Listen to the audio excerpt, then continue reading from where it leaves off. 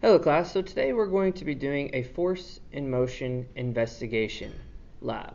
And we have this broken out into 3 different investigations, and each investigation has a specific question that we're trying to answer. Now we have a certain amount of supplies that we're going to be using, and so we're going to use those supplies to try to answer those questions, and we'll see what that looks like here in just a moment.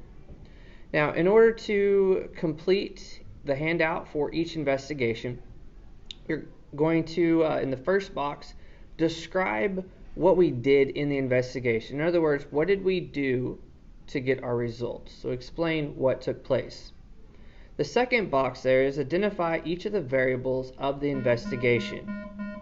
So we're trying to identify the variables of each investigation. Remember, an independent variable is something that I, the scientist, manipulate. Okay, I have full control over what I'm doing in that investigation. The dependent variable is the results, the outcome. And then last, the controlled variable is something that remained constant throughout the experiment.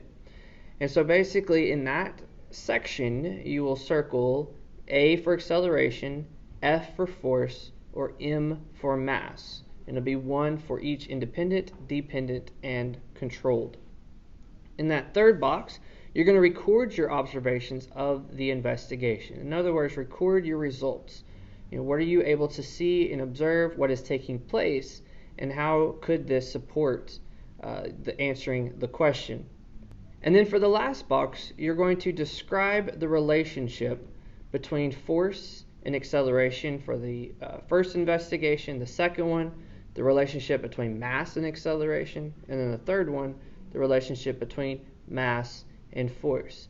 So the idea is there, describe a relationship between those two words using the investigation that we conducted today, and basically try to create a rule or something to follow with regard to that relationship.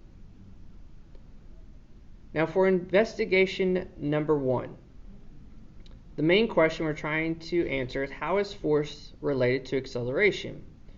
So the focus is, if you increase the force applied to the cart, what happens to the acceleration or the takeoff of the cart?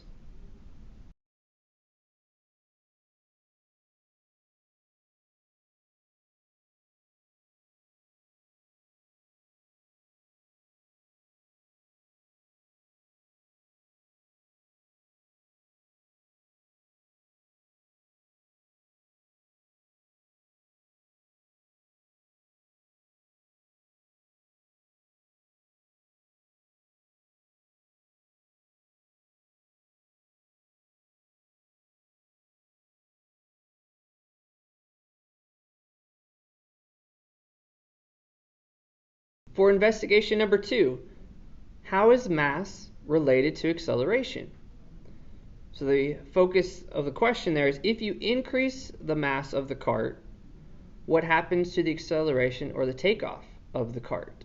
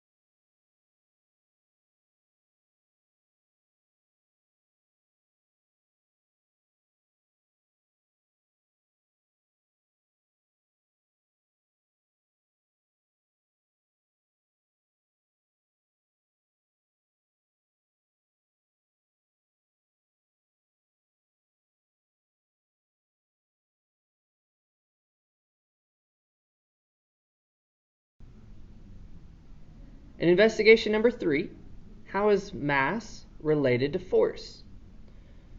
So if you increase the mass of the cart, what happens to the amount of force the cart applies to the object at the bottom of the ramp.